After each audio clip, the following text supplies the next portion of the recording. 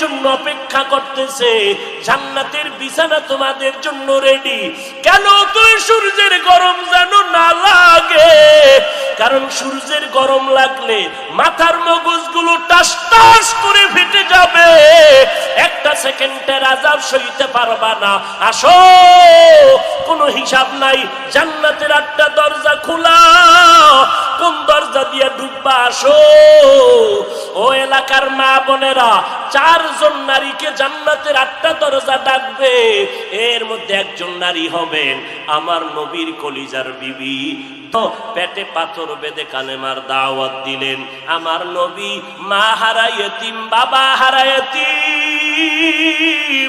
নবী বলে, আমি দুনিয়াতে এসে একবার আব্বা বলে ডাক দিতে পারি না রে উম্মতেরা। 6 বছরে মা হারায় ফেললাম, 8 বছরে আমার দাদাকে হারায় ফেললাম, আমার আরবের মধ্যে কেউ নাই, চারদিকে আমার দুশমন।